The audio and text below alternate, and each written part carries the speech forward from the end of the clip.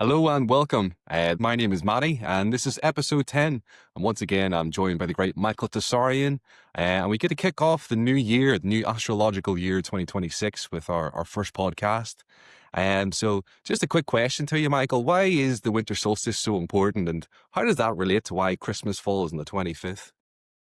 Oh, well, it's one of the main reasons, actually. The 25th is the first day that the sun sort of begins to move back towards the north for 3 days, starting on the 21st, 22nd, 23rd, 24th. There's 3 days and 3 nights where the sun stands still. That's what the word solstice means. Sol, stice, standing still. It was just a phenomena that they noticed. The ancient astronomers, stargazers watched their sundials, and they were very precise, of course. And some of these sundials were quite large. And they just noticed that at the two solstice points and two equinox points, something bizarre happened where the sun would not move; it would stop. Although to superficially it looks like day and night still happens, of course, but nevertheless they found out that the actual movement of the sun itself stands still zodiacally. And they thought this was very, very important because it inscribed a very great cross, a big giant cross in the sky. And that's where the original symbol of the cross came from, whether it's Native American Indians using the swastika or the Indians in Asia using it, and then the Christians using it. This was an astrological cross. You can see that the Celtic cross is so much, obviously, that. It even has the circle, the Irish cross with the cross and then the circle. St. That's the Bridget's. sun. Yeah, exactly. Sun standing still on the cross. So it's astrological. So that's what it came from. And then, but generically, the 25th is when they saw the sun starting to move again. So that became the opening of the new year. And then for more convenience, they just said, well, no, we'll make it January 1st, for the public from a calendar point of view. But actually, the real opening of the year is sort of the 25th, you know, Yeah, that's astrologically. Yeah. fascinating. Oh, Yeah, yeah. yeah. Well, we'll have to do a show just on astrotheology itself. Yeah, yeah. I think we'll need to Yes. do one of those. Yeah, it's fascinating. Yes. Of Yeah. course. Um, but yeah, we'll sort of keep on the theme that we've been working on so far, and we're going to read one of your articles called "Individuation and the Will-to-Meaning," as it just so perfectly encapsulates what we've been discussing so far. So, if people are almost looking for a standalone episode, hopefully this one will help to do justice towards that. So, I'll read a little bit off the article, and then I'll pass it over to yourself, Michael, if that sounds okay. Okay. Yeah. Yeah. Super. So again, like all articles, this can be found on michaeltessarion.com. And again, it's called Individuation and the Will-to-Meaning. So it starts off with a quote by Rollo May. All evolution can be described as the process of differentiation of the part from the whole, the individual from the mass, with the parts then relating to each other on a higher level. Although Carl Jung and Otto Rank started their illustrious careers as Freudians, they were never as committed as the great mentor to the theory concerning the primacy of the sex drive. Although sexuality relies on libido or energy must be thought of as the essence of more than just animalistic drives and sexual instincts. Energy is foundational and all-pervasive. No aspect of consciousness can be what it is without it. Given this fact, questions arise as to what libido is in itself. If all growth relies on it, what can be said about its apparent purpose? Even if, like Schopenhauer, we refer to it as will, we are still left to sensibly describe it. Apparently, we know more about black holes than we do about our own life force. And so I'll pass it over to you, Michael. Any comments on that so far? Oh, well, a couple of things. Thank you. Yeah. Well, Rollo May's opening quote is interesting because it's already a summary of Hegel's theories, believe it or not. When I talk about later scholars of all types reiterating and repackaging the work of former people, this is a case in point. And they do so without citation. They leave it for you to know what's going on. You see, often Rollo May was a great man. I'm not saying that, right? But sometimes the ideas that they purvey are just a repackaging of great thought of a previous sage. And so this idea of differentiation, the words may have been slightly altered, but this idea that there is even a process at all that's unfolding in a certain way. And last time we talked about telos and how anything that man makes really doesn't have it. Man has it. He becomes, right, from an infant, from a fetus to an infant and then on. So telos is in us like it is in all natural things. But should we create something, it's pretty much dead from a telos point of view. It doesn't compare to anything in nature which has this telos. Now, this is bizarre because it means then that why would scientists who know exactly what I'm talking about be materialists? Why would they? What is the purpose of denying intelligence to that which has telos and telling you that the thing that doesn't have telos has the intelligence? We've got to be off to a wrong track right from point go. If a child is told all these things over in this side have telos, and that's explained to them what that is, right? Like we said, the seed grows into the oak tree, and then at the blossom of the oak tree with the acorn, the seed is there again to be replaced. And anything that resembles that in nature always has this teleological movement within it. But anything that man creates does not. And then I say to you, but I'm now going to deny intelligence to the part that has telos and award it to the part that doesn't. Are you going to stand by that? Is anyone in their right mind? Now, you may not know how to locate the telos in that which is natural, but you're not going to deny the natural. I mean, it's common sense to say, well, we still haven't found it yet, but I'm going to award it to the natural, not just the human, when clearly the human, anything that the human creates, is just a dead thing. Of course, I'm going to be generous enough to say that the natural, of which I myself am a part, that's how I get to be intelligent? No, I'm going to cut off. I'm just going to truncate the whole thing, draw a circle around the human and go, that's only where there is a real intelligence. How can I claim that you're intelligent to do that? Why would I want to listen to anything else you're going to say? You know, what we do. This is unspeakable, lunacy. And then the institutions, you see, hope that because they have the big stamp, they got the big boot, they've got the big award ceremonies, that you will literally do this. But the dissenter is thinking, I don't think I can do this anymore. I've jumped through their hoops, I've won some of their awards, but it leaves a bad taste. So your Ian McGilchrists and Rupert Sheldrake's, and Bruce Lipton's and others, that's why they dissent. That's why I cannot, even the Michael Cremos, they go, no, I am from that world. I've played the game of the institutions, but I'm ready to enlarge my worldview, and then that's when they are forced to go back and realize the antiquity of some of these ideas and to look into some of these other people. Now, of course, the next part that you read there has to do with the will. Well, this is the thing. When the materialists, people like Schopenhauer, looked into the origin of the will, they just thought it was a blind thing with no meaning at all. Randomly act, just exactly the same way that materialists always think of things. So when you say will to meaning, the full expression would be will toward power, will to meaning, right? It's will toward it. So we will toward power. So for the Nietzschean and for the materialist, that's what life is all about. But what I'm trying to open up with there is just a simple statement that what do you really know about this will then? If everything is about, willing toward it, willing towards power, what we know what power is. Power is the simple dynamic where you've got the power and somebody else doesn't. If everybody has the power, then it negates itself. Power must be a dynamic in which there's a master-slave relationship. And we've just enunciated one of them, man and nature.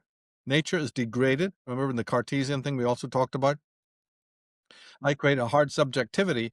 Where did that even idea come from? Because that's another crafty backdoor way to say, well, I'm important and I'm awarding intelligence and mind to myself, but I can deny it to the natural or to the animals. See, it's all based on this thing we're talking about, but it's will toward. So that might, be something that, because when you say the word will to meaning, it kind of can confuse people to English. We don't usually use that phrase. So just think of it as a will toward something. I'm willing myself toward. But this article is trying to open up and say, what do we even know about will? Are we in control of it? Surely not. And so some perceptive philosophers like Schopenhauer said, yeah, well, maybe it's in control of us. Maybe our libido is acting with its own, dynamic, and we're just sort of carried along for the ride, like you'd be riding a wild stallion. But even if that is the case, you would still want to know where it comes from. But if you read on, we'll unpack that a little bit more, I think, if you don't mind. Again, I find that first bit fascinating. Apparently, we know more about black holes than we do about our own life force. That's an extraordinary little Exactly. quote there. Oh, Yeah, yes. yeah, And it'll continue that, that way if people are yeah, left to their own yeah. devices. Nothing will change. It's something else. So yeah, Freud made a great effort to show the effects of the will, but something about his definition seems lacking. After all, his view of life was reductive. As far as he was concerned, human experience is merely a matter of matter. It's all about the stuff of the objective world knocking up against our all too physical senses, nerves, and neurons. Mind need not apply, there's no such thing as mind. Matter affects matter, and that is all we need to know about and study. And this is a quote from J.B. Watson. No behaviorist has observed anything that he can call consciousness, sensation, imagery, perception, or will. And so, just to pass it back to you there, this seems like his thinking was steeped in this period of time of the materialism with it, which kind of is just carried on with it now, but I think we're pretty much coming at the cusp of the end of that then, essentially. Is that kind of how you see it as well? And how did his disciple, people like Carl Jung, then differ from his view of what libido is or what the physical energy is or more psychological energy, the energy of the Yeah. psyche? Yeah. Well, they just weren't satisfied. As I said, some of them started to broaden the idea. And Freud himself was much more open than, some of the quotes that he had say. I must give him that. Towards the end, he was much more open to other ideas. He wasn't, let's put it this way, he wasn't completely satisfied. And he was with his own theories, and he also was open to other ideas. But being a materialist, and being a very, very skeptical kind of guy, rationalist, he wanted concrete empirical evidence. Now, the thing that Jung claims he wanted the same thing. Jung is always telling you on every page he's an empiricist. So although Jung's work goes into different directions, Jung himself was quite loath to call himself an idealist or even a metaphysician, by the way. So this has caused a great deal of trouble. There were religious-minded people around at the time who, once they had read Jung once, they went, he's one of us. In fact, that guy's a closet monk. Who's he trying to fool? So any religious thinker of the time, some of them were very great, immediately spotted Jung and said, he's one of us. What is this joke? You see, but Jung kept fighting them, so he wanted to stay a little bit more on the agnostic side. And the materialists also thought Jung was a bit of a mystic too. So the vast majority of the public, when reading him, thought he was a mystic and thought he was certainly a metaphysician. But Jung himself kept fighting that. And I don't know what it was, whether it was his own ego, or was it a genuine point that he was trying to make? Oh, please stop identifying me with some woo-woo things. I'm not, please. So you don't know. When you read his work, it's very, very hard to say. I just look at him as a sort of a mystical naturalist, because his last book was Earth Has a Soul, and I wasn't really surprised to read it, where he comes back to this, because I had already spotted this from my own reading of him from the beginning. So by the time I get to the end and find out that he's written a book like that, it kind of didn't surprise me. There was no doubt. Now, also, the thing that you just read there, you see, he started to question this hard materialistic thing. Remember about matter knocking up against matter, that sort of Freud said, okay, we'll keep it Darwinian. Let's, we're in safe territory if we do that. Jung was totally not satisfied with that. And he talked about the psychoid realm. And you and I have touched on it before, where it's a sort of a blending together where the contrarium of the matter and the sort of the natural the matter and the mental, let's put it that way, come together and overlap. And he called that the psychoid realm. Now, this is a step that Freud didn't really take, at least not in his English translations, right? And so he believed that when you look at a thing like will, you're seeing something that is far more mysterious in its origins than just pure sexual libido. When you say sexual libido, you're just meaning something that's instinctual, that's keeping us alive, that's good for our survival, that's animalistic and one-dimensional. Like bioenergy, kind of? Is that sort of how you'd see it? And But it is bioenergy, yeah, you're right. But the scientist wants to just bring it down to a materialistic, instinctual, and sexual sort of basis, because that's where they think they can get the proof, right? You can probe at that, you can poke at that, you can see that most people will go, oh, yeah, okay, I feel my energy is leading in those directions. I need survival, I need to mate, I need to procreate, right? So this, to a behaviorist point of view, this all looked really kosher. But behaviorism was finally shot down, very shortly after it began. And that's where even Noam Chomsky and people come in. Thomas Zaz comes in. There's plenty of people who were able to criticize it successfully. And so it lost traction, and it came out of this Pavlovian Russian model, and it was seen to be bankrupt quite early. So even though I put J.B. Watson's quote in there, that's just, again, to show the audience what reductionism is. He's talking about that you can't observe any of these things called will or energy or consciousness and all of these things, right? But as we've said before, so what that you can't observe it?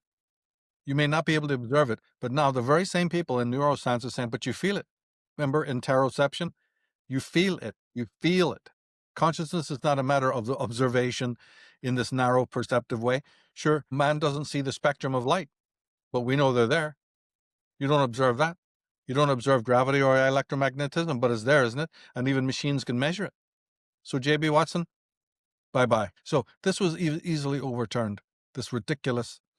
But see, a Jung comes in and asks the question, why is it that a scientist like J.B. Watson, who's obviously highly intelligent, as was B.F. Skinner and those people, why would they even adopt that kind of theory? What's wrong with their psychology that they then utter and pronounce and subscribe to such ridiculously, patently ridiculous theories? See, so he's going to look at the psychology of the person who, from their point of view, from a psychologist's point of view, is so scared of the real, so threatened by that consciousness that isn't human, that intelligence that isn't human, that they just want to negate it, bracket it, and say, well, I'll tell you one thing that makes me sleep better at night. Only mankind has the intelligence. Boy, don't I feel better for that. See, even your Descartes would have. They're looking for the underlying psychological reason why somebody would deny qualities of intelligence to the universe at large, right? There has to be something deficient in that person's thinking, and then that's when they would look at that person, more psychologically. And that's why I myself, even though I love what the Sartres and the Zazas write when they're attacking psychology, I still personally think that psychology is very valuable for exactly the reason we're talking about right now. Because how else would you get to the bottom of some of these materialists and some of these physicalists? You can, when you know that something in their psyche is aberrant. Now, they have high IQs, so they were able to get positions of authority within society because of the high IQ, but that doesn't mean that they're intelligent. Just because they have high IQs is not the same thing as intelligence. And it shows up in their behavior, in their attitudes. And the fact that they then want to become teachers and teach this to other people in the world and broadcast this nonsense, this is what Jung is fighting, you see. And he would not agree with Schopenhauer that the will was a blind, meaningless force that just had no consciousness in it and just did things in a random way. This was simply wasn't acceptable, to those deeper thinkers. But if you don't mind reading on, we'll even see something more about that. yeah, certainly. And it sort of reminds me of I think of Carl Jung, and you think of a perfect example of somebody who's right-brained compared to these others where you're thinking of this left-brained thinking, as that we discussed in the previous episode as well. Also, it's another perfect dichotomy there of those two. Very good point. I forgot to mention, yes, this would exactly be that, because the left brain is in charge of that level of abstraction, where it will take a part and it will glorify that part and it will analyze it to the nth degree, but it forgets that the part was part of a whole. to look at that narrow abstract, you have to leave out the whole. And these people are experts at that. Yeah, it's a very good point. Very, very good point there. And Jung still, the point of the right brain thinking is he still saw himself as part of the whole. And this is part of where his sort of religious philosophy, I think, came off, when you can put yourself in this larger context, if you Right. know what I mean. But I'll read a little bit more here of your article. All right. So this is a photograph of the Greek philosopher Aristotle, and he, from 330 BC. He held that all things grew purposefully toward their fullest expression. All things are, as he wrote, teleological. They have a specific end encoded within their essences. Each thing's identity isn't fully realized until the end is reached. In the case of an oak tree, for example, the majestic full-grown oak was already implicit within the acorn. The process of maturation is also known as entelechy.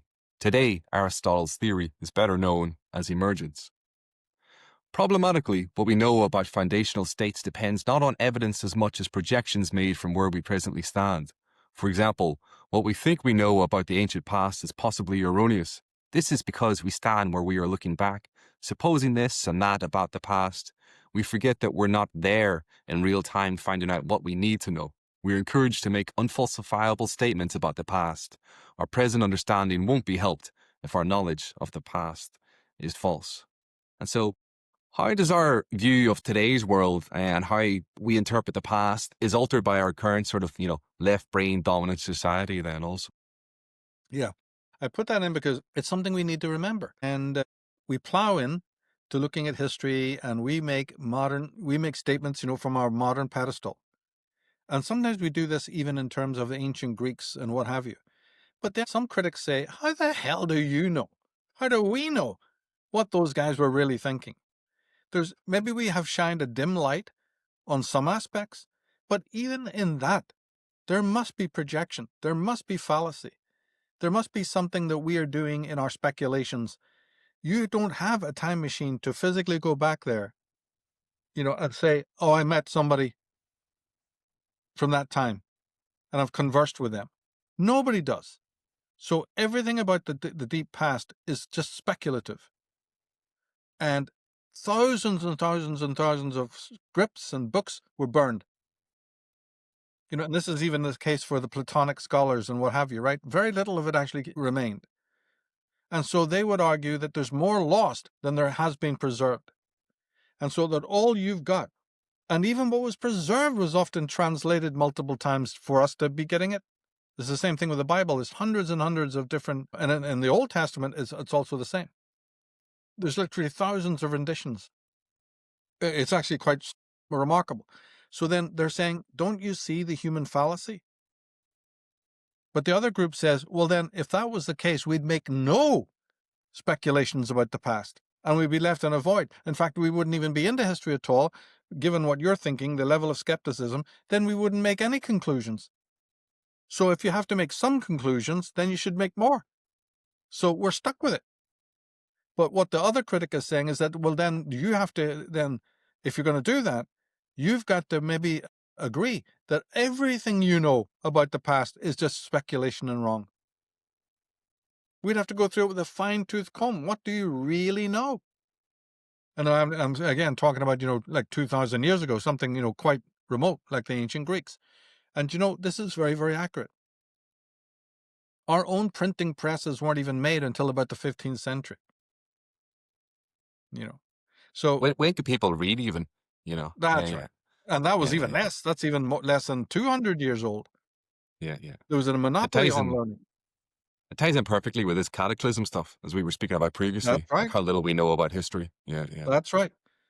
And things like writing, things like psychology, are even more recent than that.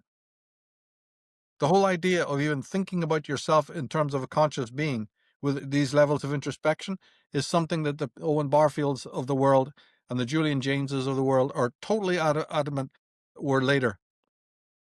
Now, they do have critics. There's people who say, no, they're wrong. And, we had a sense of I-ness a lot earlier.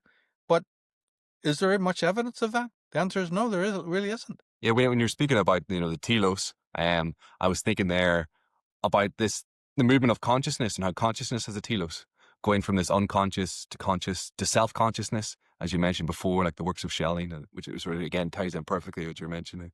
Yeah. Oh, yes. Yeah. In fact, if we read on, we might get to some of that. Yeah, super. And so this is a photograph of the German idealist Friedrich Schelling, born 1775 and lived till 1854. This almost forgotten thinker prioritized freedom. He offered his philosophy of freedom as an overarching proof for the existence of God. His argument was so strong, he suffered being virtually scrubbed from the history of Western philosophy. One can positively and confidently reach out to engage with reality or recoil from it. One can bravely inquire into their natures or perpetually avoid all questions on the matter. One is always able to choose whether to be free or unfree. Of course, this matters greatly because when we observe our times, we see that most people in society don't care to question the roots of their being at all. Not a single altar or statue of freedom have they raised. In fact, they seem to do everything they can to denigrate freedom and exalt demagoguery, conformity, and enslavement. And so, just to pass it back to you, Michael, we were speaking about we have the will, and then we asked the question, what wills the will? What's underneath that? And Yeah. previously, we sort of came across the work of Schelling, where he had described freedom is what's at the essence of the will. Um, so, yeah, have you have any comments there? Oh, well, of course, he was completely right. This was a great discovery because, you see, in the natural world, with telos, the telos is pre-programmed and determined. The oak tree does not become a nettle or a daffodil or a dandelion, and the dandelion does not become a rose, and the fox does not one day give birth to a tiger cub. You see, each species and each thing becomes what it only is. I mean, it's a miracle. Something we don't even notice. But the human being is free to progress, and then, as these men noticed, free to regress, free to not be part of his telos. He has the freedom, and we've spoken about this in other, context about, the child leaving the archaic level, moving into freedom, the solar world. So there's an upward ascent. That's usually how it's framed. But even if you look at it as a horizontal movement of telos, it's the same thing. The human being is the only being who can be free to say, I don't want to be free. I don't want to move forward. In fact, that's what a progressive is today. I don't know why they use that word because, yeah, it's self-deception. They're really regressives, right? So, It's a progress back to the womb. exactly. Yeah. So the man today, the millennial, the hipster, these are people who are deeply regressed. But that proves my point. They just pull up the tracks and say, it's too painful to keep committing to change. And I don't like that.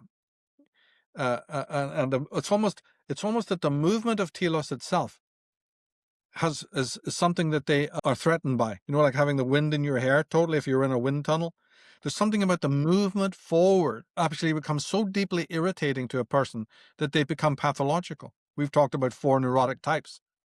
Well, here's another one. I don't even know how you'd categorize this. It's like completely schizophrenic, where the very movement underlying progress is actually felt to be an irritant in the modern mind. Now, of course, they don't want to run around wearing that on their T-shirt, let you know. So this is where you get all the screams for reform, all the window dressing and optics about running amok with bull horns and looking like they're caught up in a cause and using terms like progressive. That's all the window dressing, and it fools almost everybody, as these people are wanting mostly to become static, because change is something that they've long given up upon. But back to the point, this strange thing is underlying the will. So these idealists were special people who looked into this. And not Schopenhauer, but Schelling and others discovered, many things about the will that were not first observed. One thing about the human will, which they would have negated Nietzsche, they were before him, but post-Nietzscheans forgot that the idealists had already knocked Nietzsche on the head. All these followers of Nietzsche obviously haven't read their idealists, because Schelling had already warned people that the will is not the underlying greatest thing that the Darwins and the Freuds and the Nietzsches thought. But for one simple reason. Will cannot change the past. If someone has dropped dead, no matter all the will in the world, is not going to raise that person up. And it's the same thing with you, something you may do. Everyone knows this, that you have regret, because you cannot change something that's happened in the past. So right there, that's a major threat to the whole Nietzschean paradigm. And then, in terms of a future, will cannot stop death. There's nobody on this planet who can stop their own death with all the will that you can muster in the world. So these people had a much deeper insight. They said, the will is not the all-powerful root of all. And this is what then gave your Viktor Frankl's the incentive, you see, to rethink it. And that's when he came up with his will to meaning. And in the article, you talk about Frankl later on, and I always do. Because this limited Nietzschean paradigm that's so popular amongst the youth, especially now, you got a lot of websites and channels that are obsessed with Nietzsche. I have always a good laugh at that, because there's so many flaws in what they think they know, and it's just a very trending thing. It's very catchy and very Hollywood, but they don't read the more subtle ideas, and they don't question it. But freedom underlying will makes a lot of sense, and is proven by an analysis of the human being who can be free to commit to telos and commit to that part of what it's about. In other words, to becoming, not just being, but becoming. But he can also choose to sort of put up bulwarks against that and to hide away in the corners of his room, hide away under the staircase in life, as many, many people do, and not sign on. Now, they'll do it deceptively to give the impression to other people that, oh yeah, they're still with it. But most people are not. Most people are very, very mentally and emotionally static. And the idealists looked at that and said, well, there you go. There is the abuse of freedom. But at least you can abuse it because you've got it. And we want to look into the origins of this freedom, not just the will. That only leads you so far. So when we use the word free will, they would go, yes, now we can talk, because it's true. You got the word free and you've got the word will. They go together, and then, now we can converse.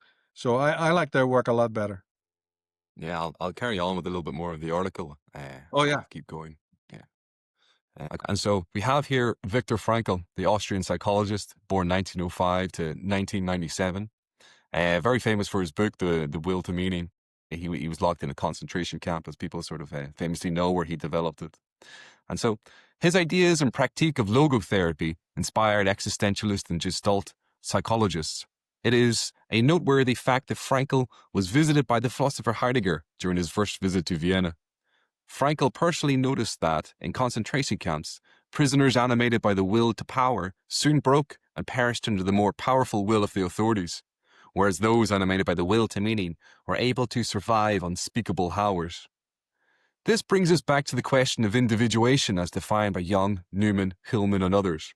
According to Frankl, individuation is only attained when the will to power transmutes into the will to meaning. Although we have one or two individuals embodying the will to meaning in society, we must actively encourage more people to awaken it.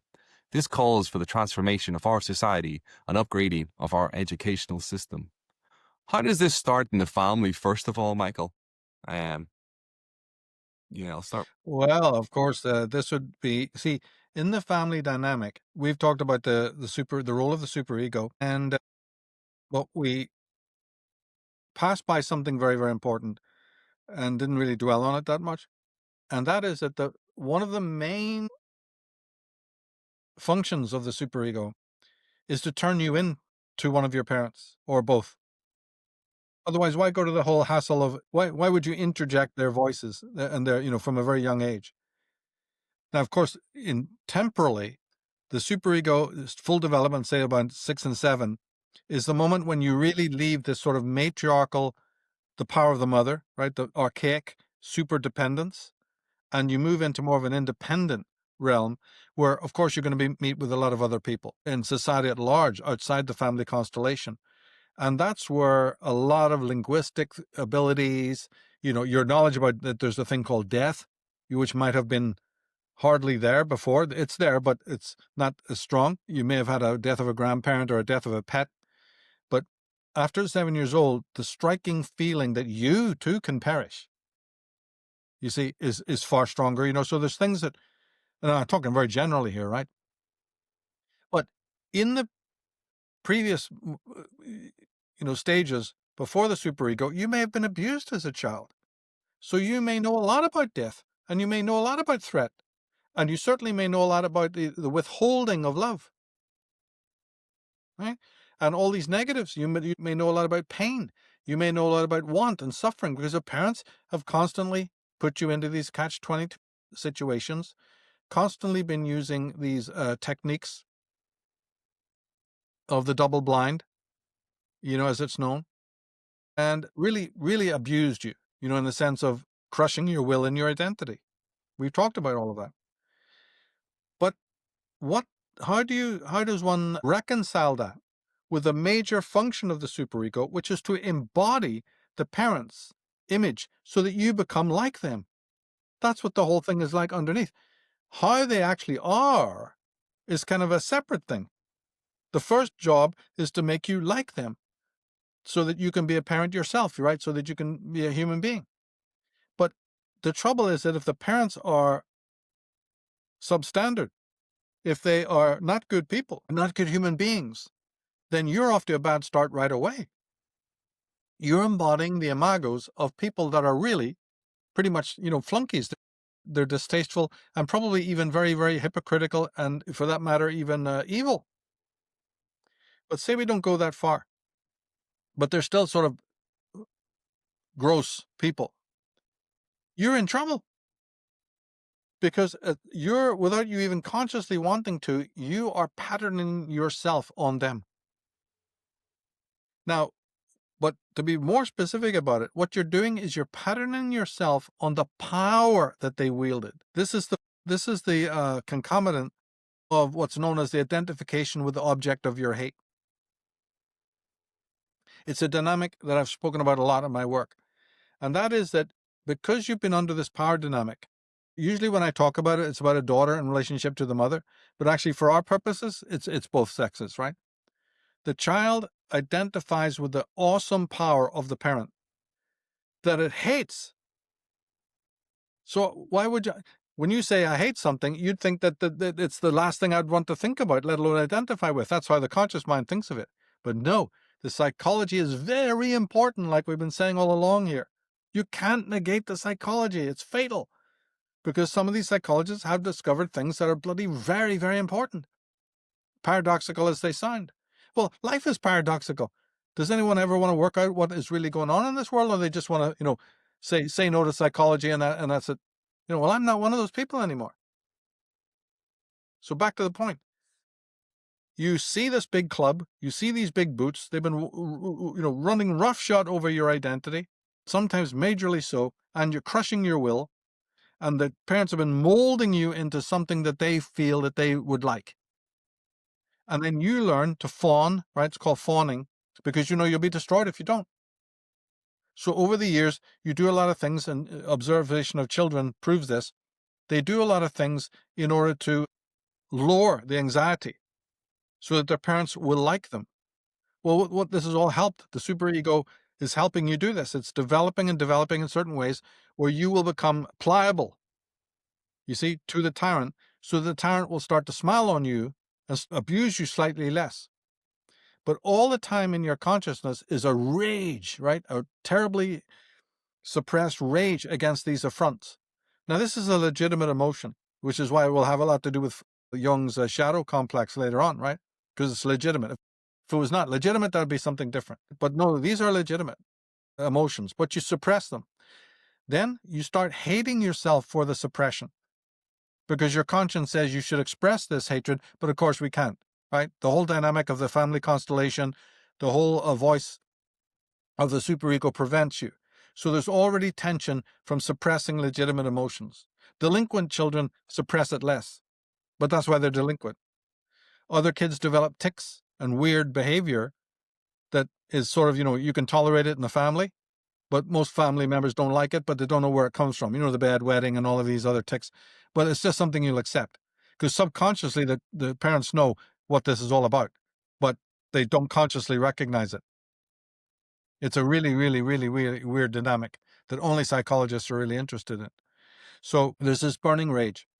So then by the time that the superego is being fully developed, what you've done is really embody these tyrannical aspects of your parent. You become like them. And usually you've even become a lot like the worst of the parents, the one who is the most manipulative, the one whose power you sort of hated the worst. Now, we would say in a perfect world, you'd want to do the opposite. Being brought up by these horrible parents, you would want to be a person who's totally doing the antithesis. But as we've spoken about before, how do I know what not to be when I'm 4 years old? Life is already arranged that I can't know that unless I happen to have a lot of other family members around me that I can kind of get a handle. But look at the families today. Does anybody know their grandparents? It's not like Italy or Ireland, right? America certainly isn't. In those days, you got healthier people because you had loads of uncles and aunts and grandparents and neighbors around. So that if your parents were a bit flunky, you could at least identify with other people. And this thing that we're talking about, this dynamic would be there, but it would be a lot lower. And then by the time you went to school, you might be able to identify with then more positive heroes. And it would weaken and lower the level of your identification, with these tyrannical parents. But left alone and without any outside influence, which is kind of the way it is today, you're bound to identify with the object of your hate. And then this is a cause of an enormous inner tension, which is going to basically destroy your life and take you into the future into a lot of other relationships that won't work for you. You see? Because what will happen is you'll start maybe to act like a parent, and wield this inhuman power, but a part of you will observe that you're doing this. It could even happen with your own children. One of the only times that you notice that you're doing this is when you yourself have children. And you notice that, my God, I'm repeating these same patterns. My dad or my mom used to do this or play these games. But now you're so caught in it that without therapy and without, some serious contemplation, you're not going to be able to change. And then you get caught into that, compulsive dynamic. This happens all the time to people and they have no idea what's going on. They can't explain it like we've just done. So you get these rotten families time after time after time falling into the same trap. And then the parent grows up to be super nice to the grandkids. They were bloody horrible to their own children. The whole thing is so horrific, Yeah, you'd mentioned the word fawning earlier, and it reminded me of what's known as the 4 Fs. And so I was studying a bit of like trauma responses in the past, and so you have 4 ways to react to these kind of things. To say repeated traumas from, say, more tyrannical parents over time who are crushing your individual will and maybe embodying this will-to-meaning. So the 4 Fs are, you could have fight, flight, fawn, or freeze. And you see these different types of how people react to each of those with it, exactly like with it. So you have the sort of the schizoid type, maybe he's going more into that sort of freezing phase or people shutting down. You get the people pleaser, where that fawning's come from. You have the avoidant type, where is the flight, and then you have this sort of aggressive or people trying to overcompensate, which is clearly what the fight response is exactly with it.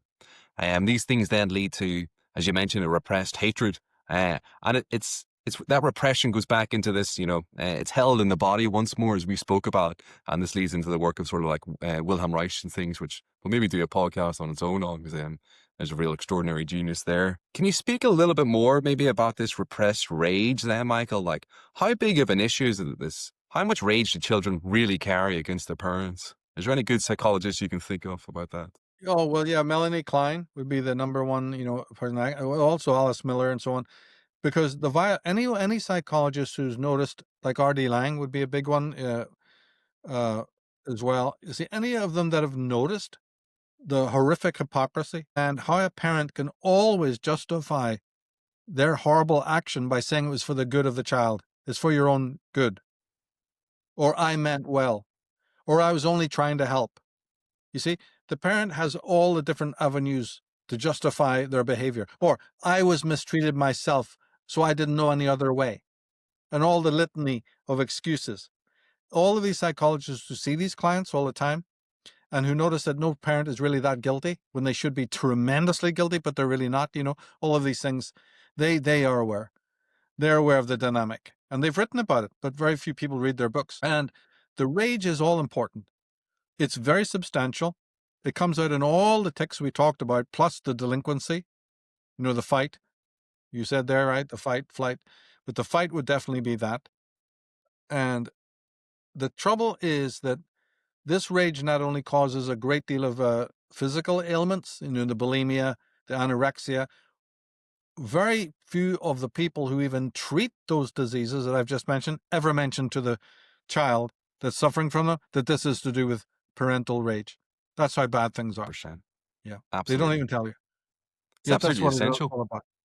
So the hatred of the body is merely a living out of the you have internalized towards yourself the hatred that you should be legitimately expressing outwardly. But see, the whole dynamic prevents you from doing that. So hatred has to go somewhere. Anger has to go somewhere. And so what you do is you turn it within yourself. If it's not projected, it'll be interjected. And so even bad eyesight, breakouts on the skin, awkwardness, like a lot of teenager kids have this awkwardness, right? And even some of the more loathsome traits. In the end, this is what they're all about. Until one reaches teenage years and then openly can become an alcoholic or a delinquent or whatever. See, the alcoholism is to subdue the rage, but it's also to subdue your memory. It's to also bring a certain sweetness. Numb the feeling. Yes, it numbs the feelings. It anesthetizes them, and it brings a kind of a desperately needed sweetness into your life. But it's also the sweetness of forgetfulness. Where you can not think about it, because otherwise, the upper brain will keep on thinking about it obsessively. And since you have no wise elders to talk to about it, no one wants to know. And everybody's dealing with their own trauma. So if you talk to them, it'll trigger their trauma, and they don't want that. So everybody puts on the Prozac smile and thinks, and censors you.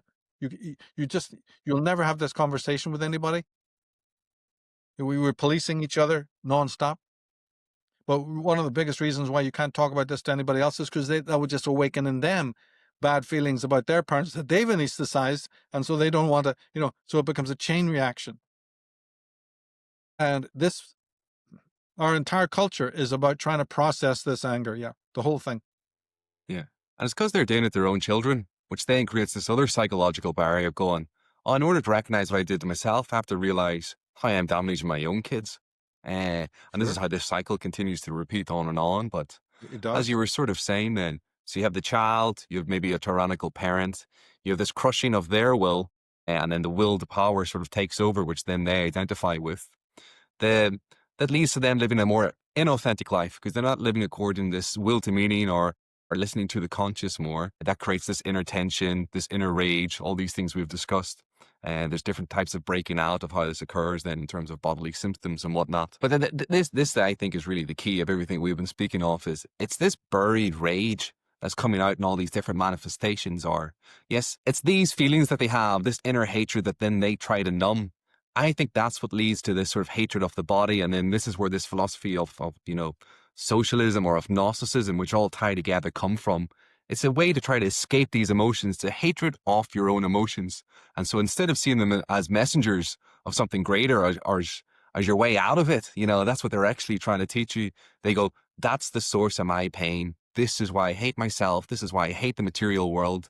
And instead of hating the parent, it's self-hatred. And then you see these other symptoms like, the cutting and the bulimia, as you mentioned, and all these other sort of sources. But yeah. You can hate yourself, you see, for not striking back at legitimate evil. Yeah. This is the twisted logic of the superego. This is the contract we have for what we call sanity. Your conscience screams out that you should have fought back, but you were innocent and you were young and you were vulnerable and you were weak. And so you hate yourself for the weakness. Now, somebody who hates themselves for their weakness, don't you see, is going to identify subliminally with the power that the parent had. And that's why they then go on to be a bit of a bully, a bit competitive, a bit overbearing, And then when they get into relationships, they can be a bit boorish and tyrannical, you see, because inwardly they were very upset that they were so compliant to their evil parents. And so they learn to hate weakness. And so to show that they don't want to do that again, they then become quite defensive. The word is armored. And you're right. It has been pointed out by people that the armored type who shuts himself down from legitimate feeling is more likely to then hate the earth, hate bodily existence, hate pleasure, and start subscribing to these ascetic practices, which will only lead you finally, as you say, to Gnosticism and to supernaturalism and a disdain for the living and for the biophilus. Absolutely. And it's kind of like, you know, they say to themselves, oh, why did I experience this as a kid? Must be because there's something wrong with me. It's because I was a bad child. And all I need to do is be more good, be more like, or listen to the demands of the superego even further. And so they double down. And so they Yes. double the mistake. And they end up on this sort of path of just continually getting more and more into it with it, being This more is of the the crowd. fawning. The fawning type does this. And often you see, you're not the only child. What happens if the parents themselves were fawning on another child who's fawning on them? And you're observing it. You're the bad child in the family. And but you find out that the other child who just sits there and does everything that the parent wants, they get all the attention, they get all the little gifts and prizes and approval. Eventually you're going to learn, I need to be like that. I need to go along. I'm suffering too much for being an individual. So what you'll do is you'll hate individuality. And you become more conformist. You'll know that there's a thing called individuality, but as you grow up, you won't like it. You'll see it as a problem. Of course you will, because the child who wasn't an individual, who gave in to the will of the parents, has got loads and loads and loads of goodies and all this bloody approval. You see, and we were mimicking animals. Everything is based on mimicry. The whole superego is mimicry.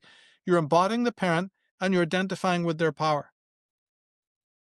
And you almost have no choice. And the more constricted the constellation, the more you're likely to do that. As I said, the only way to not do that is when you have a lot of other family members around you go, they're not, your mom and dad are idiots. Then you'll start thinking like that and that'll save you. Right? When you have other adults saying, don't listen to your dad, he's a drunk, he's a gambler, he's a loser, right? That's good. That's fucking great. So then you'll go, is that right? Then I need to look up for something more heroic, and you'll find it. But no, the American family today, most families, they don't want you knowing other grandparents and other uncles. This has all happened for a reason. It's all called adultism.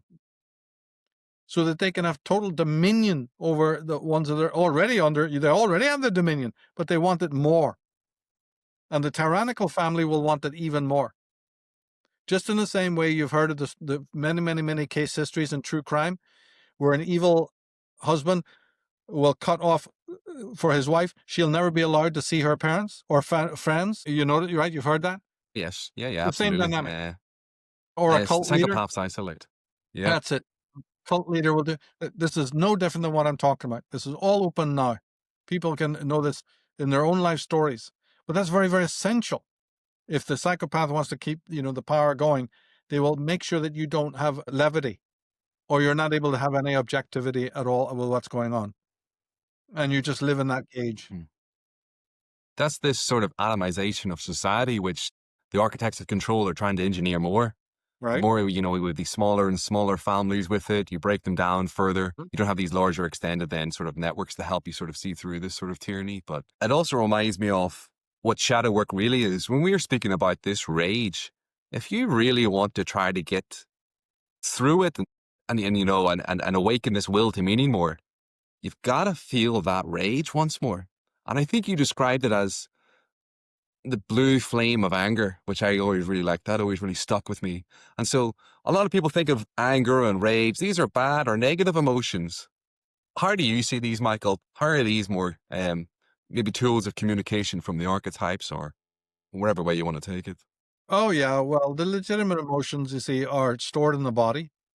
So my personal sort of journey with that is that through body work, through proper conscious body work like rolfing and bioenergetic work, this is how you deal with it. It's not so much that you're going to let these emotions arise in your mind. That's intellectualizing it. Feeling it. It's The feeling Arthur it. Yanovs and others have realized that you can't talk your way to health, in the Freudian way. Not that it doesn't help. It does help. But a really serious person is going to want to have to then, go for bioenergetic work. Yeah. And then let the body do the speaking and read up on that subject, which is when you have to get into your Alexander Lowens, and your Wilhelm Reiches. And then I took that further in my work into this movement and started taking up the connections that Jung's shadow is best seen as the body. I think this concretizes it and makes it less abstract for people. So, and it makes sense anyway, because we are so locked in the head that the thing that is unknown to us, the thing that's pushed into darkness, is the body itself and the body language and the feeling that's trapped in the nerves and in the nervous system, and in the cells and in the myofascia. So, we have a guest on who calls it somatology, the soma, the logic and the meaning of the body. And this was pioneered by George Grodak and then later by Wilhelm Reich. So I'm a big fan of their work. Reich started off as a Freudian, he started off as a communist, but he soon learned to go way beyond both of those. And it became, a genius in his own right, very misunderstood. But again, he's like one of these Velikovsky types who all his theories have been proven time and time again. But unfortunately, we live in an armored world. We don't just have armored people, we have armored cultures. So he was always somebody who was fighting the system, and his ideas still haven't really truly been absorbed by the masses. And it's causing a lot of pathology because the psychotherapy that he was more into was this kind of body work in which he believed deeply in bioenergy and orgone and how this is suppressed through life. And he broke the Freudian model down into a somatic model, where the id, the unconscious, is really the core of the body from which the libido and energy comes. Then the middle sections, which include the musculature and myofascia, and then the surface, which is the ego. So he had a very unique breakdown, not so much a model, but he brought the model more and more to the physical, to the phenomenological, almost getting rid of the model completely. And that was his great achievement. It's. I remember last time we spoke a little bit about, Gnosticism and the roots of sort of how it started, and it was a lot of use of psychedelics and things, eating mushrooms out in the middle of the deserts with it. Do you think there is a way to use psychedelics to do a kind of shadow work in a way properly where it's healthy and it's sort of, supervised or whatnot? Or do you see it as all bad psychedelics, or what's your opinion on them roughly with it? Oh yeah, I have no time for it personally. I think it's all bad and always have. And I've had a lot of experience, observing it with people a lot. So I have no time for it at all. If it might help in one area, it causes a lot of other pathology in another area. So you might convince yourself that it does this, but you're not seeing some other negatives that it's doing at the same time. So yeah, I don't follow the whole world's fascination with it at all, and think it can only lead to harm. Personally, Yeah, yeah. yeah. Yeah, I remember seeing some studies about, I know it's becoming more of a big thing in America where they're using MDMA and therapies like that with it for, veterans with PTSD and stuff with it. But I was just curious, but you're just thinking, yeah, no, cut that off. Do it the natural way Yeah. with it. There's no need for these external substances. No, and not if you were doing the right type of psychology. If you're not doing the right type of psychology, then of course, naturally, you're going to have less good methodologies that might seem to work in the short term. This is what will happen. But see, America's brilliant for leaving out the good stuff and finding lesser good ways of dealing with things, but it's really chasing your tail. America is compulsively trained to look for anything so that they can leave the real psychology at the door. So it doesn't surprise me that they go into 101 different areas and that they over publicize it because I already know ahead of time what they're going to do. They'll favor anything and everything except psychology. Yeah. And that's why you've got your hippie movement growing up and behaviorism and all the isms and ologies that America has thrown up and the West in general is entirely to avoid the true down-to-earth psychological. Just as they've done, to avoid the real philosophical. They came up with their materialism and their reductionism and their scientism. It's all the same. It's all the same forces behind it. Yep, yep. So I I know don't what have you any mean. part, I don't have any faith in it and would not never, ever counsel anyone to ever do those things. Never. Hmm. That's good. I'll maybe carry on with a little bit more of the article, and we'll just sort of keep the Oh, flow okay. going with that. With it, yeah, I'll read this little bit. No. So just to continue on with a bit more of the article, it says Jung's theory stressed that teleological movement and development are the keys to existence. His great predecessor Schelling explained that it's due to an august process that consciousness develops through 3 stages, from unconsciousness to consciousness, on to self-consciousness. It's a teleological process ordained by spirit. And then this is a quote from Erich Newman. The individualized conscious man of our era is a late man, whose structures is built on early, pre-individual human stages from which individual consciousness has only detached itself step by step. And then this is a quote by Ken Wilber. The psyche, for better or worse, is going somewhere, and that is why the process can get stuck. Why is it fraught with frustrations, arrest, fixation, stick points, log jams? If the mind weren't going somewhere, it could never get stuck, never get sick. And so is that sort of the main issue we're seeing, is we're seeing that the will is getting stuck. It is being, being regressed in childhood. People are not able to, develop further into it. How does this tie in with your book about the dragon mother and things like that, Michael, and about this Oh, repression of the well, will? yes, because you see, this would show you that behind the will is a telos. So every scholar falls into one of 2 categories. They're going to believe, one school will believe, well, let's go back to Aristotle, right? Who coined the word. We have this thing called being. And when we say being, we mean what we've talked to you and I about before, about the fact that there's a miracle of the mystery of why there is something rather than nothing. And that something that exists, all of it, is being. But then Aristotle wanted to also bring up becoming, which says that all the natural things in the world, including the human, are in a sort of a teleological process of unfolding.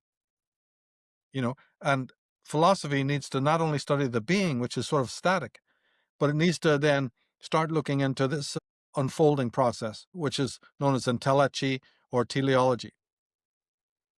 But then, and a lot of important things had to be said, but we kept it short by just saying that the being is expressed in the whatness. Oh, no, sorry. On the thatness of things, right? That something exists. And slowly that became less important as the scientific brain, and we would know that as the left brain consciousness took over, we started looking closer up to things, the whatness of them. What are they distinctly? And that sort of took us off on a tangent, right? So even in the process of becoming, we're mostly looking at that in a scientific context, a process. So we stopped looking at it more deeply as a really remarkable thing. And remember, when you look at it more deeply, you discover this concept we just talked about, that freedom is implicit along the way, because the human being can either choose to continue the process of unfolding or he can arrest it. So something must be underlying the will, and that's freedom. We talked about that, right? So, but then you get these 2 other groups. The first group is those who say, okay, in this process of becoming, is the will sort of being pushed from behind, so we move forward like you would be if there was a strong wind and it was pushing you in the back and sometimes you feel moved forward? Is that what it's about? And another school, some of the idealists, thought, no, we have a transcendent self that is ahead of us in time, and it is seducing us forwards, calling us forward. And that's how we move along the continuum. But then there's this, you could imagine the third group is saying, but we can't ever know for sure which one it is. And it's one of these things that you and I have talked extensively about, remember, about how the mind cannot conclude. The mind can ask the question, but it cannot provide the actual answer definitively. And we've talked about several of these in past shows, some of them very, very important. Right? Like whether or not we come in with innate ideas or whether we're a blank slate. That's what you could say that was almost a huge one. Look, no, here's one we've never talked about before, which is equally, if not right, more important than that one. The mind can pose this incredible question that I've just done. Is man and his desire body and his will moved from some external force forward, pushed by something mysterious, or is he attracted by what Fichte called, the transcendent self? You can ask that question until the cows come home. Who's providing the actual definitive answer? Answer, no one. So once again, we reach the limits of consciousness. And we could even argue the limits of philosophy. A very skeptical person will go, well, we're done then. Fold up. If you tell me all of this, then what do we need philosophy for? All it's done is ask these questions, but it cannot enable us to answer it definitively. Sure, we want physical answers, otherwise the thing is useless. But then I say to you, well, then you turn to your science and you'll find that it's equally as useless. And then they do that and they go, well, you're right. We came back, we went to science and they can't answer this either. Nobody can. So what you've done is you've come up on the limit of the reason, the limit of mind. Now, what is this? Why is it constantly this way? Now, we said that in the history of philosophy, this is what caused phenomenology and existentialism to arise as philosophies to try and counter this, to say, well, since this is the case, we need a whole new way of looking at the life. And they did. And it's called looking at, the world of experience. And that was a valuable breakthrough. And in fact, you couldn't have your progressives and you couldn't have your postmoderns without that, because they've just taken that idea of the limits of the mind and they've come up with their own perverse ideas, that there's no such thing as meaning now. You see, they've taken it all in a very, very antinomian and transgressive way. They have so much disdain for the mind and so much contempt for knowledge that they went into this spiral. You see, this anti-knowledge spiral in which everything is deconstructed and there's no meaning to be found anywhere. That's their response. They just negate. So I talk about the will to meaning and the will to power in this article being degraded into even a lower form, not Viktor Frankl's higher form of will to meaning, a lower form called the will to negation. We would know it as temple culture. Yeah, that's where we are now, because that's another inevitable response to the very things we're talking about. I'm unpacking it better than anybody on the internet does. Why this modern cancel culture nonsense is abroad and why it's so popular. This will to negation. Yeah. These are all responses to the very limits of the mind that we're talking about, where the mind itself starts almost turning on itself like an internal mold or decay, right? An apathetic breakdown. It cannot sit with it cannot sit with the question. You see, it keeps knocking up against the wall and saying, how dare I not be able to crack it? So we have to pull back from the camera and realize that all our technology, what we call AI, for instance, all is emerging out of this dark mud of hatred of what I call mesosophy, the hatred of wisdom itself, the hatred of the mind itself, a form of autophobia, right? Because the mind has not provided all the answers we need to everything on tap. And so over time has come an antipathy to knowledge and wisdom. I talk about this in the book on existentialism, the book that came out, last year in May 2025. Yeah. So yes, that's right. It's on Substack. So This was one of the themes of that book. And it is causing a major meltdown in terms of knowledge in itself. But this inability, it's true. If you say, are we being pushed forward? Are we being attracted from the front? Could it even be a bit of both? Or is there something else we haven't even thought about? Right? So what you get is a bunch of philosophers on one side who go, oh, well, it's obvious. It's just the will is, self-motivated. But nothing in the world is self-motivated. Everything needs an octane from somewhere else. You see? But it's because they would say that the continuum is slightly bent, slightly tilted. And so we're always moving. The telos is always moving with a momentum. Time itself is slanted. The Fichtes and the idealists, some of them say, no, there's a transcendent self. This is the proof of it. When you want proof of transcendent self, it's this. We're always looking towards tomorrow. We're always being wooed, and called forth by our transcendent self that's ahead of us temporally. And that's what keeps us growing. That's what keeps us moving. And this is an extension of our freedom. The plant, the natural thing does not have that, right? And why those things move on that continuum, nobody can ever understand. It's the natural order. But the way the natural order works for us as human beings is that we are being called forth by a higher reality, a spiritual reality. So if somebody wanted to know what idealism is, that's it. And that force is known as the Geist, or spirit, or mind. In German, it means either mind or spirit. So this was where they had settled. And then they just said that the whole of life and the whole of science is to study this movement and the stick points, just like Wilbur was saying. And sometimes there's a little bit of aggression, or difficulty, then you overcome. Now, to answer your question, though, because that was the highfalutin philosophy, what's it got to do with the parents and your existence? It does manifest there because, and the teacher for this was a man called Alfred Adler. He was a Freudian who also broke away and formed his own form of psychology, which is known as individual psychology. And he seemed to know a lot about this, as all the Austrians and Germans did. They'd read widely, they knew things. And he sort of beautifully brought this down to earth. And he invented what was known as the superiority complex. Also, you can call it the inferiority complex. These are his terms. And it's slightly different. When we say the words, we have a thought about what they mean. What he meant was inferiority as it is biologically and organically, like the weakness in a child.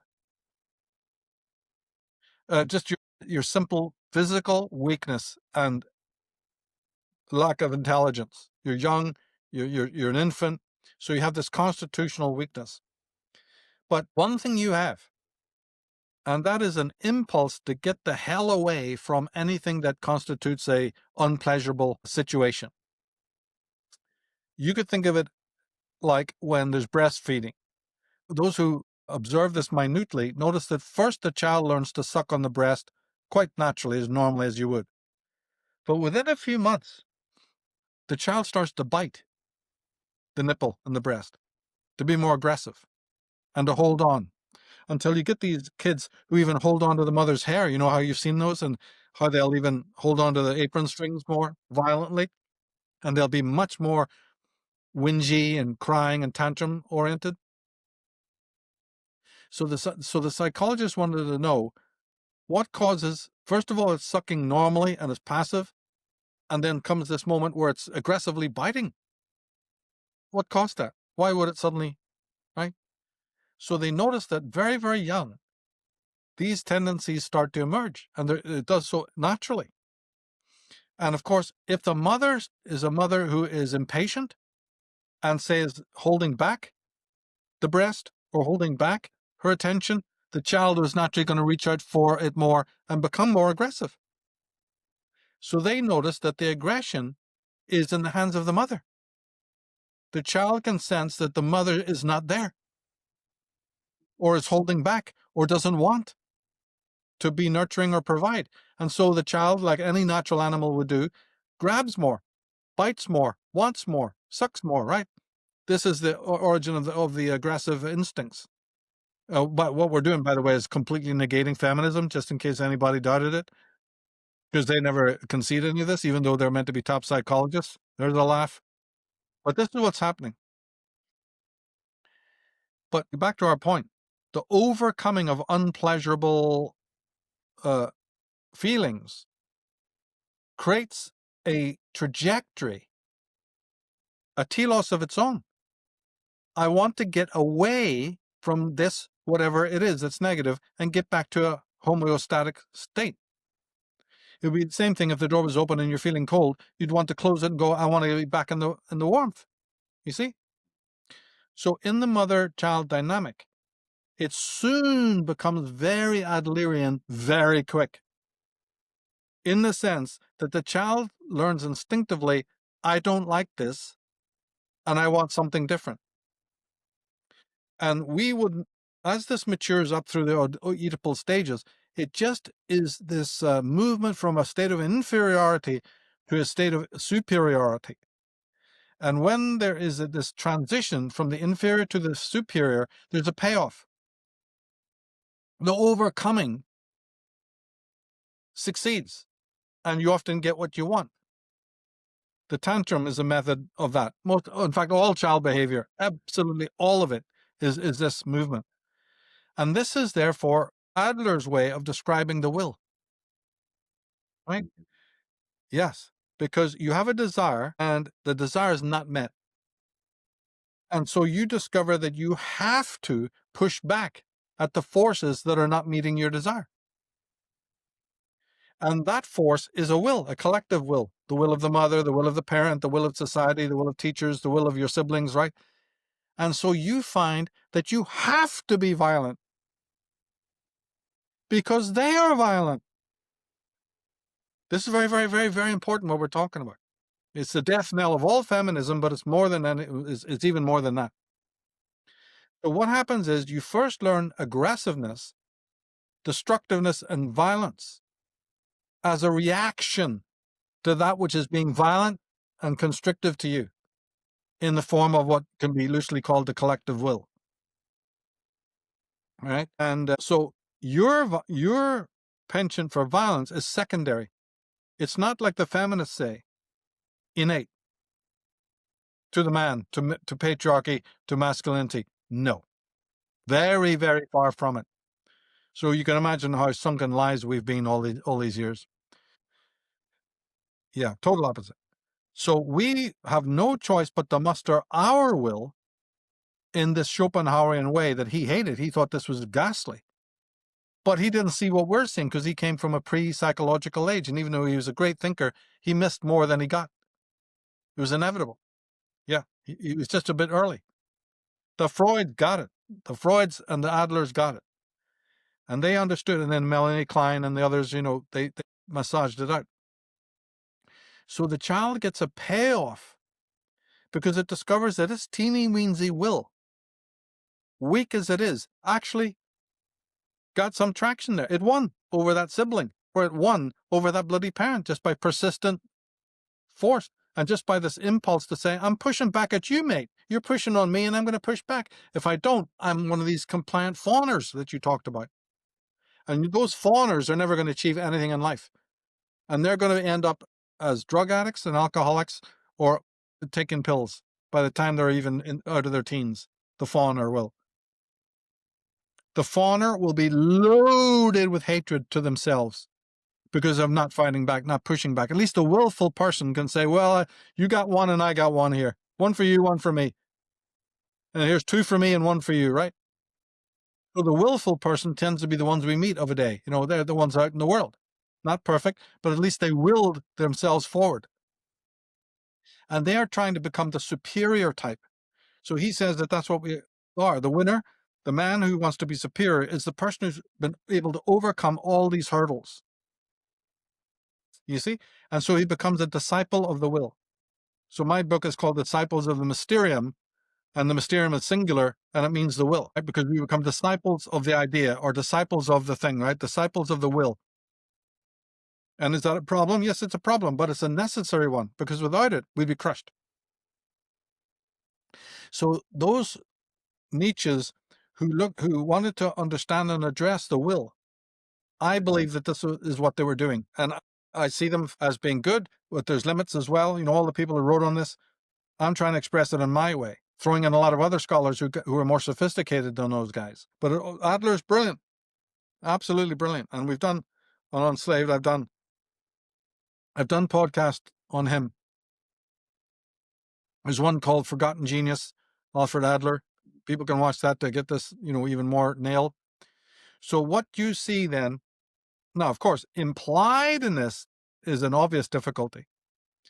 The moment that the child shows the signs of will, doesn't it awaken even more threat in the parent who's already been tyrannically trying to suppress the child's identity?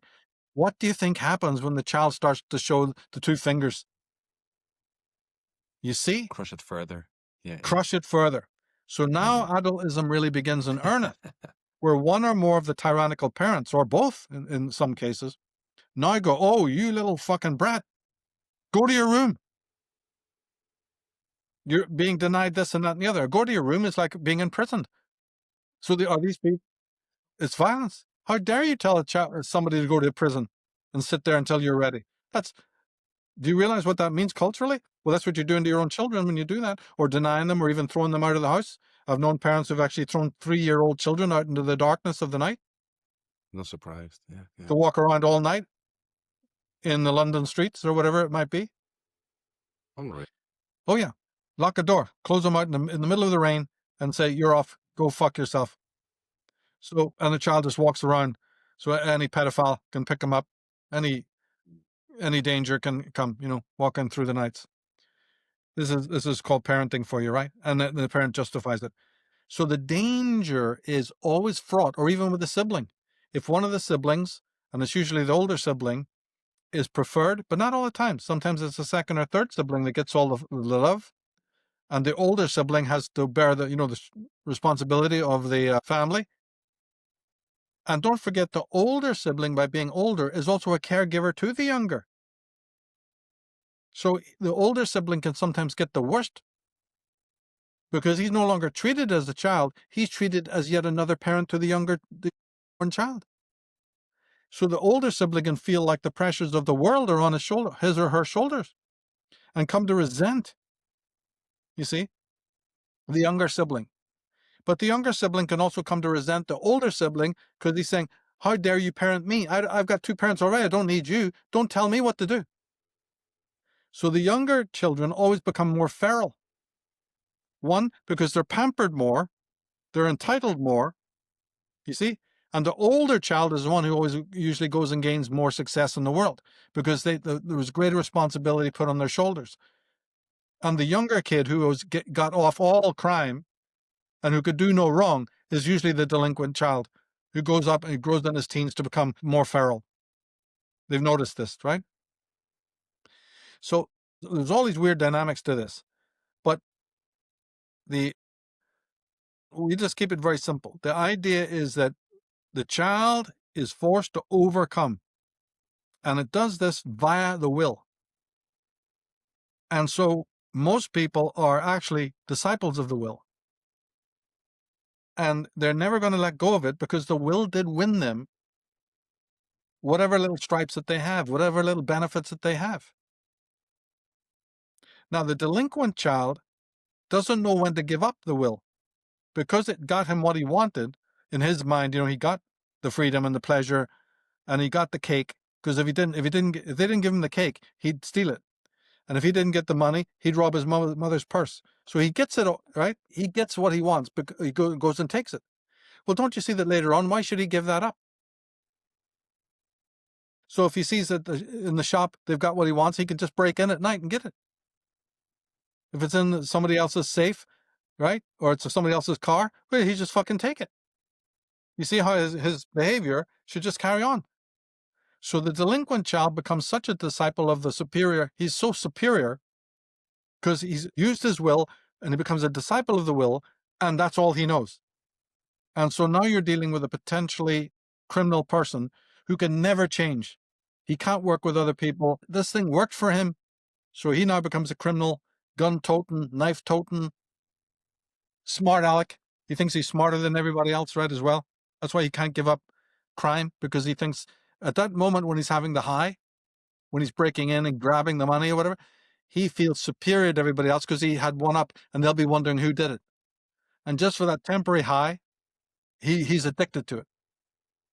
It's the same with the gambler. You can start accounting for a lot of delinquent people now. The gambler, just for that little win, you see? He believes that his will was behind the horse that won. See how it worked? The will then takes on a life of its own. I will that horse to win. You know how they do it in the game? You see them going, come on, come on, come on, right? They don't even notice their own behavior, or at the dogs, the greyhound, or they're all screaming for the horse to win. It's because in their mind, in an infantile way, they believe that they're actually pushing the horse to win. And if it does win, they're going, yeah, I won money. So the will starts to rule them rather than them ruling the will, so to speak. So you get all of this. And Adler beautifully showed the dangers and the positives. Now, in my work, I also showed some of the negatives, in the sense that how can nobody have noticed that your will is fighting the collective will? That's will rubbing up against will. Right? It's like bone rubbing up against bone, iron up against iron. There's no oil. Can't you see that over time, at a specific moment, there's going to be an apocalypse? Something's going to break, because this rule cannot go on forever, because there'll be a critical mass reached. And I believe we are reaching that critical mass. Everybody's individual will is bound to join the collective will. So the very collective will that you fought, your will adds to it. You eventually are adding to the collective will for another incoming soul to fight.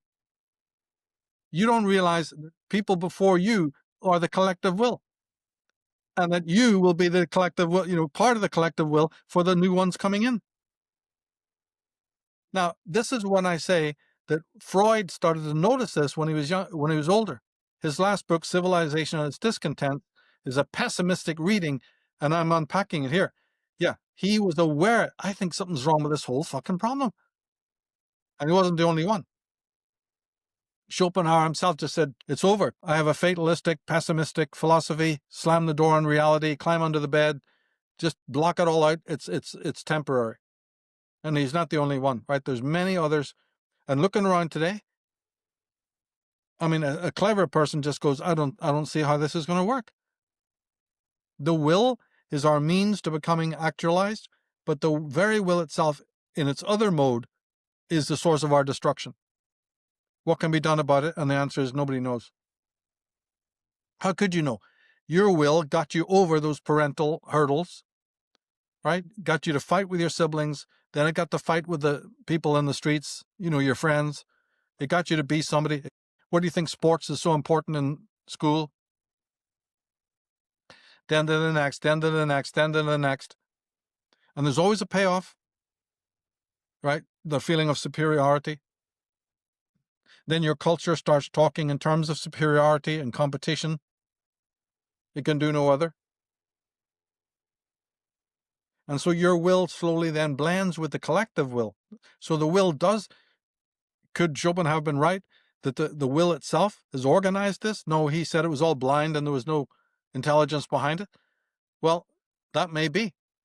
But one way or the other, this collective will is becoming an egregore. It's becoming a thing of its own. And we are puppets on its string. We are its glove puppets, the will. So then you say, oh my goodness, would I be then right to go towards Buddhism? Now that I see this, you see, and all of these questions about the East arise. But how can a 5-year-old child make that decision? No, they can't. They can't. No. This And is so all it's- lovely, yeah. highfalutin stuff when you're later in your life. The problem's already over, mate. You needed to become a superior type from the first gasp of breath. Right? This thing is not so simple as to patch it up later on by going east. It's too late. You're born, even the Eastern person is born out of this will to exist, this will to live.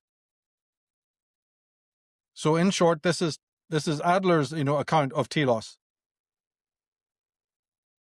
That you are moved by necessity, to overcome. And this is how the will to power then becomes, what it is, so dominant in our lives. And so the counterpoint of this is it has to sort of transmute at some stage into the will to meaning. And part of this is through a veneration of freedom. As you wrote in the article, you don't see any statues to freedom in modern society. You don't see statues towards conformity. Maybe I'll read the last little bit of this article and we'll sort of wrap it up from there. Yeah. That sounds all right, Michael. Yeah, super. So when we were speaking about the will a little bit, one of the people that understood this and are wanting to try to get away from this this will to meaning and the tension that arises as it sort of conflicts with the will to power that you've been describing so far, it was Herbert Marcuse. He lived from 1898 to 1979. Wherever he is, he's happy, you write. His spawn of hedonic squabbling brats continue to do his bidding. We now have insight into what Jung meant by individuation, as well as a deeper understanding about the nature of the will. Don't bash it, because had the will not initially acted to produce the primitive self, or id, humankind would never have been able to take the next vital step. We had to first exist on the level of the it, in order to value the other as thou, and return to self anew. We've gained insight into today's deplorable state of decay. We know what regression really pertains to. The deification of crowd consciousness also stands explained. The boss hogs supporting our immersion in the crowd themselves operate on the level of it. Consequently, there's no other way they can endow another as thou.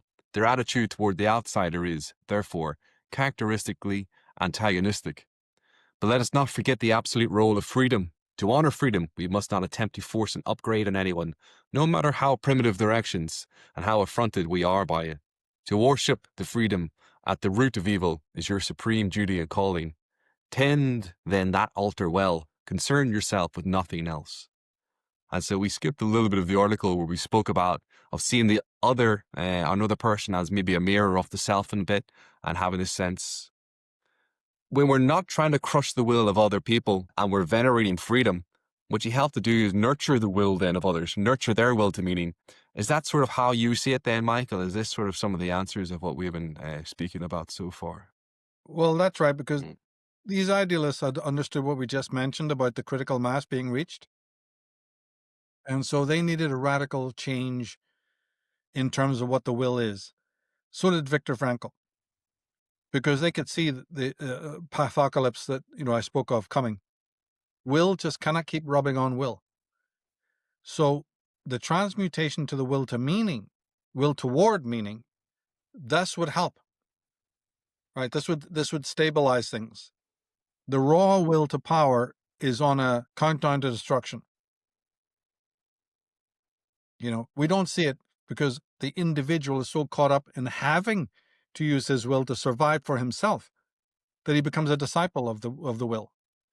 But he's therefore not perceiving its negative aspect. Right? He's what Heidegger called thrown. He's confronted with facticity, and he learns that he has a tool to navigate through the facticity, which is the will of other people, and that's called the will.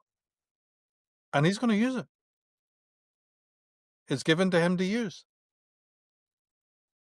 And stupid reactions like going east later on in your life and adopting these solipsistic theories of no will, that's all Schopenhauer could come up with in his life, is to become an ascetic. That's far too late in the day, and it's not going to work. There is no self to have a will. This is at the essence of these Eastern philosophies, right. Exactly. And part of what you're saying with the will to power is this. You were objectified as a child by the parent, and so you objectify other. And other people are just objects in this material world to manipulate with it. And that's why it's fine. That's why there's no such thing as morality, isn't it? It's just a battle of wills. That's right. Except, Yeah. And if you give that up, then according to the Adlerian scheme, well, according to all the different schemes, it's not going to work. Aristotle would say, how can you give up becoming? There's being and there's becoming. How can you give up telos? Then you're as dead as the things that you make. Is that what you want? Adler would say, then you're going to be a permanent inferior type. Passive, docile. How can you combat the collective will by just saying, well, I will not exercise my will? It's so unnatural to do that, right? Because the child, remember, is responding to something that is violating its own will. That's why it pushes back. How can you not do so? The life order doesn't allow you to be that passive. You'd be dead. You'd be an inferior type. And you can't choose that. Life won't allow you to choose it. So those are dead ends. They're not going to work. And as you say, you'd have to negate the very self and remain at the archaic animalistic level. And there'd be no freedom whatsoever. You'd never move up into the solar world. That's impossible. Even your biology does that, whether you like it or not. Yeah. So we are compelled to continue, right? But that doesn't mean that you then cannot proceed in a more philosophical way, right? In a more sophisticated way. And as we said, it wasn't answered whether or not you're pushed by the will from behind, or there is still a transcendent self doing what is required. If you were to examine the pathological type, and we've already done that, one would be the inferior type who goes, I just sit on a bed of nails beside the river and I don't do anything. And then the other pathological type is your so-called progressive, who's dynamited the tracks so that he doesn't have to, experience telos anymore. Now, we were warned about this type from people like Jean Baudrillard, the French philosopher, who warned it in a different way. But he said that if you surround yourself by all these plastic artificial objects, meaning those without telos, how can you remain a living organic being?